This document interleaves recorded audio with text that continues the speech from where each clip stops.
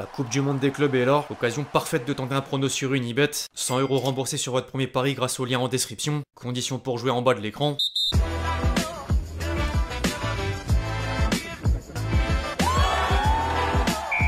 L'équipe, j'espère que vous allez bien. Aujourd'hui, nouveau 5. Au programme du jour, sans surprise, un point sur la Coupe du Monde des clubs suite au dénouement des huitièmes de finale, plus quelques infos complémentaires, PSG, Real Madrid, Mbappé entre autres, une transition vers la Ligue 1 entre les premières dates du calendrier et la création de la nouvelle chaîne, un détour du côté de Lyon où l'OL prépare l'appel devant la DNCG, avant de conclure par 2 séquences mercato, dont un focus sur Giroud, des scoops pêle-mêle autour des clubs français et un mot sur l'Arabie Saoudite. Bref, on va sans plus tarder parler concret, les amis. Avant d'entrer dans le vif du sujet, je vous demande un service, le même que d'habitude, à savoir évidemment lâcher votre plus beau like pour le soutien et le référencement. Merci vraiment à tous ceux qui le feront, vous êtes les boss.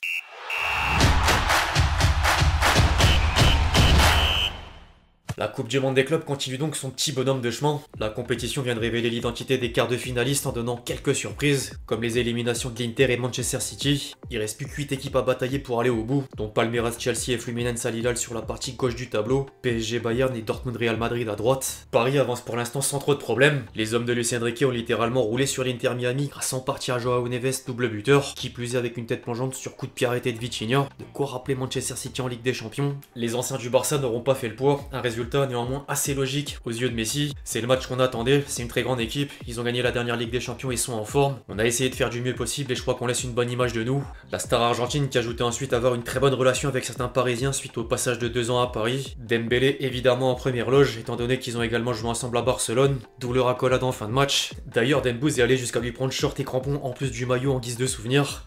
Il a vraiment tout pris. Plus sérieusement, Messi a la reconnaissance des plus grands. Par contre, personne ne pouvait faire un commentaire tel que celui d'un certain Ibrahimovic en taclant les partenaires de la Pulga. Messi n'a pas perdu, l'Inter Miami l'a fait. Messi joue parmi des statuts, pas des coéquipiers. S'il était dans une vraie équipe à Paris, à Manchester, dans n'importe quelle équipe, t'aurais vu le vrai lion. Mais il est entouré de ceux qui courent comme s'il portait des sacs de ciment. Y a pas d'entraîneur, pas de star, même pas de joueurs qui comprennent comment se déplacer sans ballon. C'est pas le Messi que je connais, c'est un grand fantôme qui joue dans un cirque. Il est trop fou avec ses comparaisons. Les yeux sont désormais tournés vers le Bayern samedi à 18 h. Un rendez-vous plus que motivant pour Vincent Kompany. On va jouer contre la meilleure équipe d'Europe. Nous connaissons tous le PSG. On a tous suivi la saison des Parisiens avec beaucoup d'intérêt. C'était aussi une belle histoire parce que tout n'a pas été parfait au début et pourtant malgré les critiques, malgré tout, ils ont continué à se battre et à croire en leur parcours. Mais pour nous ça change rien. Nous voulons gagner.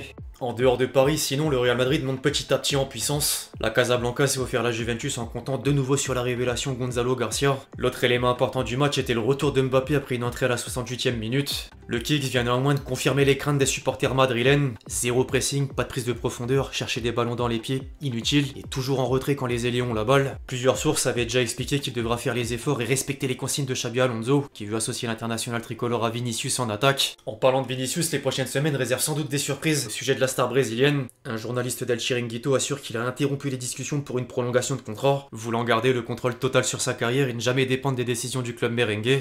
Affaire à suivre. Maintenant, c'est l'heure de se prêter au jeu des pronos. Les quarts de finale de la Coupe du Monde des clubs vont commencer vendredi 21 h avec un programme intéressant. 2 affiches Ligue des Champions, 2 autres plus exotiques. Fluminense Al Hilal d'abord. Thiago Silva face au tombeur de Manchester City qui m'a plutôt impressionné depuis le début de la compétition. Je vois une victoire des hommes de Simone Inzaghi. Palmeiras Chelsea, le second club brésilien encore en lice devant la bande à Cole Palmer.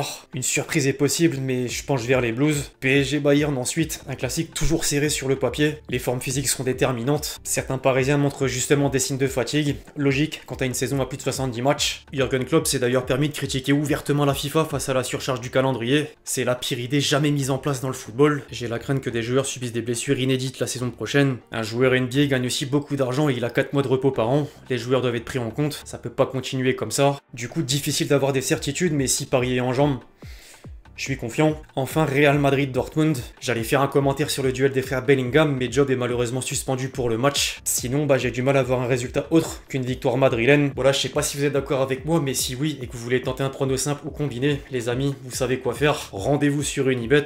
L'inscription via mon lien en description permet d'obtenir le remboursement de votre premier pari. Exemple, une mise de 100 € sur le combiné du jour égale 1661 € dans la poche. Et si perdant, vous récupérez vos 100 € pour pouvoir rejouer ensuite. Disclaimer néanmoins, je rappelle que les jeux d'argent sont interdits aux mineurs, jouer comporte des risques et ne misez que ce que vous êtes prêt à perdre. Alors la Coupe du Monde des clubs donne du divertissement, mais vivement la Ligue 1. Vendredi dernier, les réseaux sociaux du championnat de France annonçaient justement les dates du calendrier de la saison 2025-2026. La première journée le 18 août, le classique les 21 septembre et 8 février, ou encore le nouveau derby parisien les 4 janvier et 16 mai. En parallèle, la LFP lance enfin sa chaîne. L'organisme présidé par Vincent Labrune a même livré quelques détails par le biais d'un communiqué, dont l'abonnement à 14,99 € par mois avec engagement, la diffusion des 10 plus belles affiches, 8 matchs par week-end et un grand magazine diffusé en clair le dimanche soir. Par contre, pas de Canal+ à la distribution. La chaîne s'est retirée du projet en pointant du doigt le prix de l'abonnement trop élevé. Une excuse que certaines sources jugent cependant de fausse. Le président du groupe, Maxime Saada, aurait pris cette décision après avoir demandé 600 millions d'euros pour un préjudice et aucun engagement pour le mode de distribution. En attendant, c'est dommage de voir la chaîne historique encore de côté. Du côté de Lyon, l'OL est en mode survie suite à la rétrogradation administrative en Ligue 2. John Textor a démissionné de la présidence pour laisser place à Mitchell Kang et Michael Gerlinger, nouveau directeur général. Les deux nouvelles têtes multiplient les réunions en vue de la DNCG, mettant le curseur sur le besoin de réduire significativement les dépenses. Le club pourra plus assumer des salaires supérieurs à 200 000 € par mois. La masse salariale était de 160 millions d'euros la saison dernière et doit redescendre à 89 pour la prochaine. Le cowboy, pour pas citer son nom, a tout de même glissé un dernier mot dans le communiqué d'Eagle et au micro d'un média brésilien. J'ai pas très bien réussi en France. En tant qu'investisseur américain, le processus d'adaptation au système français a été étrange. Nous n'avons certainement aucun problème financier, nous n'avons jamais eu autant de liquidités, mais j'ai fait certaines choses qui ont déçu les organes de contrôle là-bas et nous devons y remédier. Je vais passer plus de temps à penser à Eagle et à Botafogo. Du coup, qui dit réduction des dépenses dit départ en vue. L'OL aurait trouvé un accord avec Nottingham Forest pour Malik Fofana. L'attaquant belge attend néanmoins des offres de clubs qualifiés en Ligue des Champions et elle devrait arriver en voyant les prétendants. Arsenal, Chelsea, Liverpool, Bayern et Naples, entre autres. Par contre, faudra approcher 60 millions d'euros. Derrière, Veretout s'est quant à lui entendu avec le club qatari d'Al Arabi. En dehors de Lyon, le mercato des clubs français prend un tournant. Le LOSC a officialisé l'arrivée d'Olivier Giroud, de retour en Ligue 1 à l'âge de 38 ans. Le meilleur buteur de l'histoire des Bleus débarque avec de l'ambition. Je suis pas inquiet sur mon niveau de jeu, ni sur mes capacités physiques. Je me sens bien physiquement, vous inquiétez pas. J'ai choisi de revenir dans un championnat que je connais, avec des caractéristiques qui me correspondent, une façon de travailler que je connais. Je reviens pour le plaisir du jeu, dans un championnat qui me correspondra plus. J'ai besoin de défis, de me challenger, et ce défi-là me parle. Le fait de revenir en France dans un club qui travaille très bien depuis plusieurs années, mais pas seulement. J'ai toujours dit que je voulais jouer jusqu'à ce que mon corps me dise stop. Étant donné que je me sens bien, je sens que je peux apporter. Il sera un atout sûr et en dehors du terrain. Je saurai aussi être un soutien quand je serai sur le banc. Je connais ce rôle d'être là pour les plus jeunes, de les motiver. Je sais ce qui m'attend, l'engouement qu'il peut y avoir quand un joueur international comme avec Paul à Monaco revient. Lille a donc trouvé un premier buteur après le départ libre de Jonathan David, l'international canadien qui est d'ailleurs en passe de signer à la Juventus.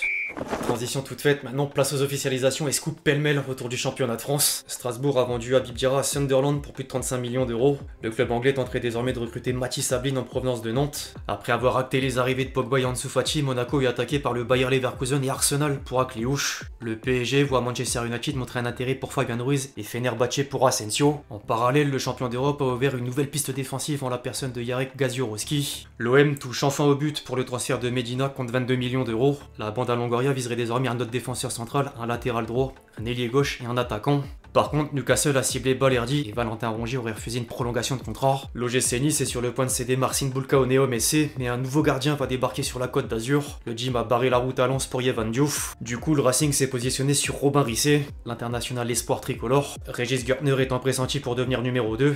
En parlant du Néo Messi, le club saoudien vient d'enregistrer la signature de Lacazette. L'ancien lyonnais va retrouver Ben Rama, Christophe Galtier et donc très probablement Marcin Bulka. En parallèle, une nouvelle source affirme que Messi envisagerait de quitter l'Inter Miami. L'octuple Ballon d'Or voudrait rejoindre un club d'un championnat plus compétitif à 6 mois de la Coupe du Monde 2026. A noter que quelques jours en arrière, une rumeur menait à l'Arabie Saoudite, mais maintenant tout est possible. J'ai vu une image sur X, anciennement Twitter, de Messi sous le maillot de Naples. Le clin d'œil à Maradona, l'histoire apprécierait fort.